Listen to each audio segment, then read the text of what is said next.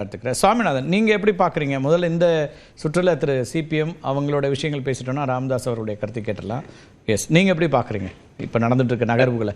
S, Marxist communist கட்சியை பொறுத்த வரைக்கும் அவங்க உள்ளொன்று வைத்து புறமொன்று பேச மாட்டாங்க. பொதுவா மற்ற நம்ம ஒரு ஊடகவியலாளரா மற்ற அரசியல் கட்சி தலைவர்களை விட ஒரு குறைந்தபட்ச அறத்தோட செய்தியாளர்கள் சந்திப்பை எதிர்கொள்ளக்கூடியவங்க தான் சிபிஎம் தோழர்கள். சோ அந்த கம்யூனிஸ்ட் கட்சியில இருந்து இப்படி வந்திருக்கக்கூடிய குரல் அப்படிங்கிறது உண்மையிலே ரொம்ப கவனிக்கப்பட வேண்டிய ஒரு குரல். அதுல ரொம்ப முக்கியமா விஜய் அவர்களுடைய ஓட்டு வங்கி அந்த அந்த அந்த விஷயத்துல மையப்பொருள் அதுவா இருக்கிறதுனால இன்னைக்கு நம்ம எல்லாருமே விஜய் ரொம்ப குறைத்து மதிப்பிடணும் அப்படிங்கறத தான் நான் புரிஞ்சுக்கிறேன். ஏன்னா கிட்டத்தட்ட நான் ஒரு 4-5 ஆண்டுகளா சினிமா பார்க்கக்கூடிய ஒரு ஜேர்னலிஸ்டாவும் ரிவ்யூ எழுதக்கூடியவனாவும் நான் இருந்த களத்துல இந்த அனுபவத்துல சொல்றேன். விஜய் வேற ஒன்று. அதை நம்ம புரிந்து கொள்றதுக்கு நீ ஓட்டு அரசியலை பார்க்கிற பொழுதுதான் நமக்கு தெரியும். என்னன்னா இன்னைக்கு அவருடைய மிகப்பெரிய பலம் என்னவா நினைக்கிறாங்கன்னா விஜய் என்ன நினைக்கிறாரு அப்படிங்கறத உள்வாங்கி சொல்றேன். கிட்டத்தட்ட தேர்தல் ஆணையத்தினுடைய தரவுகள் படி 18 வயசுல இருந்து 30 வயசு வரையும் இருக்கக்கூடிய வாக்காளர்கள் மட்டும், புதிய வாக்காளர்கள், யங் வாக்காளர்கள் மட்டும் 1,40,00,000 பேர் இருக்காங்க. சோ விஜய் அவர்களே தான் நம்புறாரு. இப்ப நம்ம பேசலாம், அவர் பாஜக பக்கம் போயிட்டாருன்னா அது அவருடைய ஓட்டு பேங்கை சிதைச்சிரும், எல்லாமே பேசலாம். பட் அந்த விக்கிரவாண்டியில அவர் எந்த கொள்கையும் அன்னைக்குதான் அறிவிக்கிறார். ஆனா அது என்ன கொள்கைனே தெரியாம விஜய் என்கிற ஒரு புள்ளிக்காக திரண்ட கூட்டத்தை நம்ம பார்த்தோம். இளைஞர்கள் எவ்வளவு தூரம் திரண்டாங்கிறத பார்த்தோம். இன்னொன்று, இன்னைக்கு எல்லா அரசியல் கட்சிகளுமே விஜயனுடைய பலம் என்ன அப்படிங்கறத ரகசிய சர்வே எடுத்திருக்காங்க. இவர் அதிமுக அதுக்குள்ள போறதுக்கு முன்னாடி புதிய வாக்காளர்கள் அப்படிங்கிறது நானும் ஏற்றுக்கொள்கிறேன். ஒவ்வொரு முறையும் நானே எழுதியிருக்கேன். எனக்கு நினைவு இருக்குது, கிட்டத்தட்ட 2004 தேர்தலுக்கு முன்னாடியிலேருந்து நான் எழுதுறேன், 2001 எழுதியிருக்கிறேன். எல்லா தேர்தல்கள்லையும் புதிய வாக்காளர்கள்ங்கிறது இருக்கும். எப்போவுமே இந்த வாக்குகள் இருந்துட்டு தான் இருக்குது. புதிதாக வரக்கூடிய வாக்குகள் இல்லையே, ஒவ்வொரு தேர்தலுக்கும் புதிய வாக்காளர்கள் இருக்காங்க. அந்த புதிய வாக்காளர்களில் எல்லா வாக்குகளும் ஒருத்தருக்கே போனதும் இல்லை. அதையும் நம்ம பார்க்குறோம். எல்லா வாக்குகளும் மொத்தமாக அப்படி போயிடல. அப்போ அந்த லாஜிக்கே முதல்ல அது ஒரு வெற்றிக்கான போதுமான எல்லை இருக்குமாங்கிற ஒரு கேள்வி வந்துடுது இல்லை? இல்ல, நிச்சயமா அது வெற்றிக்கான எல்லை இல்ல. ஆனா வெற்றி தோல்வியை நிர்ணயிக்கிறதுல ஒரு முக்கிய பங்கு வைக்கக்கூடிய இடத்தை நோக்கி போயிருப்பாரு. நம்ம பார்த்தோம் 2005 கட்சியை தொடங்கின விஜயகாந்த் 2006 எப்படி 8% ஓட்டை முதல் தேர்தலே தேர்தல் ஆணையத்தால அங்கீகரிக்கக்கூடிய அரசியல் கட்சி 8% ஓட்டை அவருக்கு மாற்றத்தை தந்தது யாரு? அன்னைக்கு திமுக வேண்டாம், அதிமுக வேண்டாம், இளைஞர்கள் அன்னைக்கு புதிய வாக்காளர்களை கணிசமான அளவுக்கு ஒரு ஈர்த்திருக்கலாம். இன்னைக்கு சமூக வலைதளங்கள் ஆதிக்கம் செலுத்தக்கூடிய காலத்துக்குள்ள வந்துட்டோம். பேஸ்புக்கா இருக்கலாம், இன்ஸ்டாகிராமா இருக்கலாம், ட்விட்டரா இருக்கலாம். இந்த தளத்துல இன்னைக்கு திமுகவோ அதிமுகவையோ விட விஜய்க்காக ஒரு பெரிய ரசிகர் பட்டாளம் இருக்காங்க. அதை மையமாக வைத்து நம்ம பாக்குறப்ப விஜயை பற்றி சண்முகம் அவர்கள் குறிப்பிட்ட ரசிகர் பட்டாளம் இருக்காங்க, மாற்று கருத்தே இல்லை. உங்களுக்கும் தெரியும், வாக்குகளாக மாறுவது அப்படிங்கிறதுல இப்போ அது எவ்வளவு தூரம் மாறலன்னு யாருமே சொல்லலை. அதனோட இம்பாக்ட் என்ன லெவலில் இருக்கும் அப்படிங்கிறது தான் இப்போ விவாதம். அது நீங்க எப்படி ஜட்ஜ் பண்றீங்க அதை? அதுதான் சார். அதாவது அவர் ஒரு கொள்கைய சித்தாந்தத்தை விக்கிரவாண்டியில தான் அறிவிக்கிறார். ஆனா விஜய் அறிவிக்கிறாரு என்கிறதற்காக, விஜயை வெளியில வந்தா பார்க்கலாம் என்பதற்காக விக்கிரவாண்டியில லட்சக்கணக்கான இளைஞர்கள் 1,00,000 பேரை தாண்டின ஒரு கூட்டம் கூடுதுனாலே அங்க சித்தாந்தமோ கருத்தியலோ அவர் என்ன பேசுறாரு என்பதை கடந்து அது வந்த கூட்டம். அந்த இளைஞர்கள் கூட்டத்துல ஒரு பெரும்பகுதி ஓட்டு அவர் எடுப்பார். அதாவது அவர் வெற்றி பெறுவார்னு நான் சொல்லல. அவரை தவிர இன்னைக்கு தெரிந்த முகம்னு அந்த கட்சியில விரல் விட்டு என்ற அளவுக்கு இப்பதான் நம்ம ஒரு புசி ஆனந்த சொல்லலாம், ஒரு ஆதவர்ஜுனா சொல்லலாம், 2-3 முகங்கள் தான் இருக்காங்க. ஒவ்வொரு மாவட்டத்தில் இருக்கக்கூடிய மாவட்ட செயலாளர் யாருன்னு தெரியாது. மக்கள் பிரச்சனைகளுக்காக போராட்டங்கள் நடத்தல, பெரிய அளவுல பெருந்திரள் தர்ணா பண்ணல, எதுவுமே பண்ணல. ஆனா இதை தாண்டி வீட்டுக்குள்ள இருக்கக்கூடிய வாக்களிப்பது விஜய் அப்படிங்கிறதுக்கு தானே. அங்க நீங்க சொல்றது எல்லாமே உண்டுதான். வாக்காளர்களை அழைத்து வரதுக்கு ஒரு கட்டமைப்பு வேணும், அல்லது 2ஆம் நிலையில இருக்கவங்க வேணும்ன்றது இருக்கு. ஆனா வாக்களிக்கணுமா வேணாமன்றது இங்க பெருமளவுக்கு தலைவரை வச்சு தானே இருக்கு.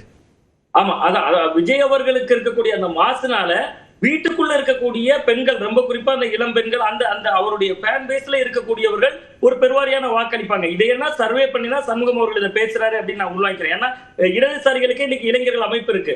ஒரு டிஒய்எஃப்ஐ இருக்கலாம், மாணவர் அமைப்பா இருக்கலாம், இந்திய மாணவர் சங்கமா இருக்கலாம். அங்கெல்லாம் எவ்வளவு பேர் இருக்காங்க? விஜய் போன்றவர்கள் ஒரு கூட்டம் நடத்துற போது எவ்வளவு பேர் வர்றாங்கிற கள யதார்த்தத்தை சிபிஎம் உணர்ந்திருக்காங்க. அது உண்மையிலே ஒரு ஆரோக்கியமான போக்கு. ஆனா இதெல்லாம் ஓட்டா மாற்ற அதுலதான் ஆர்கே ஒரு பார்வையை முன்வைக்கிறாரு. திரு ஐயநாதனும் அதான் சொல்றாரு. நீங்க எப்படி பாக்குறீங்க? கள யதார்த்தத்தை அதுவரை புரிஞ்சிருக்கிறாங்க. ஆனா பாஜகவோடு அவர் இணையும் போது வெற்றி பெறுவார், இல்ல கடும் போட்டியை கொடுப்பாருங்கிறது கள யதார்த்தமாக இருக்காதுன்னு ஆர்கே பார்க்கிறார். அது அப்படி, ஏன்னா அவர் ஒரு கொள்கை எதிரின்னு சொல்லிட்டாரு, பாசிசம்ட்டாரு. அப்ப அது எப்படி எடுபடும்? அதை உணர்ந்து அவர் சொன்னாராங்கிற ஒரு கேள்வியும் முன்வைக்கிறாங்க. அதை நீங்க எப்படி பாக்குறீங்க? அது மார்க்சிஸ்ட் மாநில செயலாளர் சண்முகம் அவர்கள் திமுகவுக்கு ஒரு நெருக்கடியை உருவாக்க வேண்டும் என்பதற்காக அந்த வார்த்தையை சொல்லியிருக்காரு. விஜய் 100% பாஜகவோடு இணைய மாட்டார், அதிமுகவோடும் இணைய மாட்டார். அது எந்த அணியாக இருந்தாலும். அவர் அதிமுகவை பொறுத்த வரைக்கும் இன்னைக்கு அது அந்த இயக்கம் எப்படி மாறி இருக்குன்னா, நடந்து முடிந்த பாராளுமன்ற தேர்தலை நம்ம பார்த்தோம். அவங்க பிஜேபியை ஒரு வார்த்தை கூட திட்டல. பிஜேபியும் இவர்களை விமர்சிக்கல. அதிமுக மூத்த நிர்வாகிகள்ட்ட கேட்டா பிஜேபி எங்களை விமர்சிச்சாங்களா அப்படின்னு ஒரு மென்மையான போக்கு கையாண்டாங்க. ரிசல்ட் எப்படியா மாறுச்சுன்னா அதிமுகவோட ஆதரவாளர்கள் ஓட்ட பிஜேபி அறுவடை பண்ணிருச்சு. விஜயும் இப்ப இப்படிதான் ஒரு அரசியல் கணக்கு போறாரு. ஆட்சியில இல்லாத அதிமுகவை நம்ம ஏன் திட்டணும்? இன்னைக்கு அந்த கட்சியில பெரிய தலைமைத்துவம் இல்ல, ஜெயலலிதா அவர்கள் இல்ல. அப்ப அந்த இயக்கத்துல இருக்கக்கூடிய தொண்டர்களும் நமக்கு ஓட்டு போடட்டுமே அவர் ஒரு சைலண்டா ஒரு ஸ்லீப்பர் செல் மாதிரி அவர் பாட்டுக்கு இருக்கிறாரு. அது அதிமுகவுடைய ஓட்டையும் தன் பக்கம் கொண்டு வரணும்னு விஜய் ஒரு வியூகம் வகுக்கிறாரு அப்படின்னு தான் தோணுது. இது முழுக்க முழுக்க அவர் திமுகவை கொள்கையை ஒரு எதிரியா அறிவிச்சிட்டாரு, பாஜக ஒரு எதிரியா அறிவிச்சிட்டாரு. இந்த பக்கம் பாஜக இருக்கனால இந்த பக்கமும் திரு சண்முகத்தினுடைய பேட்டியில விஜய அவர் முன்னிறுத்துறதுங்கிறது திமுகவுக்கான ஒரு நெருக்கடி கொடுக்கக்கூடிய ஒரு வியூகம் அப்படின்னு தான் அதை நீங்க பாக்குறீங்க. நிச்சயமா சார். அதாவது கூட்டணியில அவருக்கு ஒரு கணிசமான எண்ணிக்கையில தொகுதியை விரும்புறாரு. அது எதுவா இருக்கலாம். அது அதுலயே சொல்லியிருக்காரு, அதிக இடங்களை பெறுவோம் அப்படிங்கறதெல்லாம் அவங்க சொல்றாங்க. எல்லா கட்சிகளும் அதான் சொல்லுவாங்க. அது அவருடைய உரிமையும் கூட, ஒவ்வொரு கட்சிக்கும் இருக்கிறது.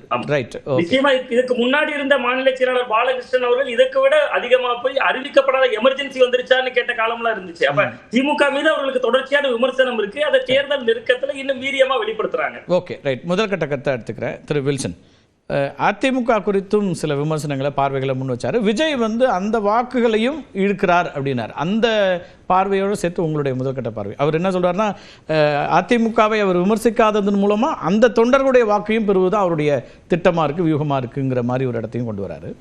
இல்லை, நம்ம அந்த அளவுக்கு சிந்திக்க வேண்டியதில்லை. இப்போ நீங்கள் சொன்னதில் கூட்டணி கணக்கு குழப்பம் எங்கே, தெளிவு யாருக்கு?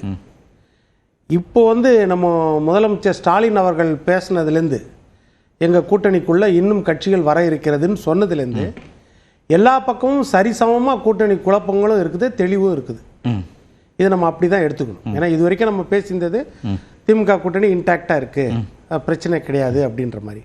அப்போ அந்த கூட்டணி இன்டாக்டாக இருக்கிற கூட்டணியை வெற்றிக்குரிய பலத்தோடு இருக்குதா வர தேர்தலுக்கு, அது ஒரு கேள்விக்குறியாக இருக்குது. இன்டாக்டாக கூட இருக்கலாம், ஆனால் வெற்றிக்குரிய பலத்தோடு இருக்குதான்னா அது இல்லையோ அப்படின்ற எண்ணம் முதலமைச்சருக்கு ஏற்பட்டிருக்கிறதால் தான் அடிஷனல் கட்சிகள் எங்க கூட்டணிக்கு வர வாய்ப்பு இருக்கிறதுன்றாரு.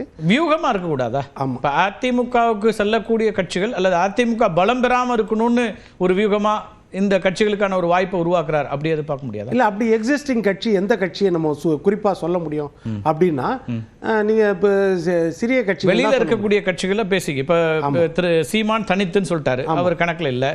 திரு விஜய் அரசியல் எதிரி, கட்டாயம் இருக்க முடியாது. இப்ப தேமுதிக, பாமக இதான் இருக்கிறதுல முக்கியமான கட்சிகள் அப்படின்னு கணக்குல. இப்ப இன்னைக்கு கூட வன்னியரசு சொல்லிட்டாரு, பாமகன்றது ஒரு நச்சு பார்ட்டி, அதுல சிறு துளி வந்தாலும் பெருத்துளி வந்தாலும் அது நச்சு தான். சரி, எங்களோட நிலைப்பாடு தெளிவா பாட்டாளி மக்கள் கட்சியும் பிஜேபியும் சமதூரத்தில் வச்சு பார்க்குறோன்னு சொல்லிட்டாரு. அப்போ அந்த ஆப்ஷன் அவங்களுக்கு அங்கே கிடையாது. அப்போ அவங்கள உள்ள சேர்க்கிறதா இருந்தால் விடுதலை சிறுத்தைகள் வெளியே போயிடுவாங்க. இது அங்கே யதார்த்தம், அது முடிஞ்சு போச்சு. தேமுதிக மட்டும்தான் நீங்கள் ஆப்ஷன். இப்போ தேமுதிகன்றது அவங்க என்ன முடிவு எடுக்கிறாங்கன்னு யாருக்குமே தெரியாது. அவங்கள அப்ரோச்சும் இவங்க பண்ணல. யாரு பண்ணல? திமுக அப்ரோச் பண்ணல. அதே அவங்கள அப்ரோச் பண்ணாங்க செல்வ பிறந்தகை மூலமா.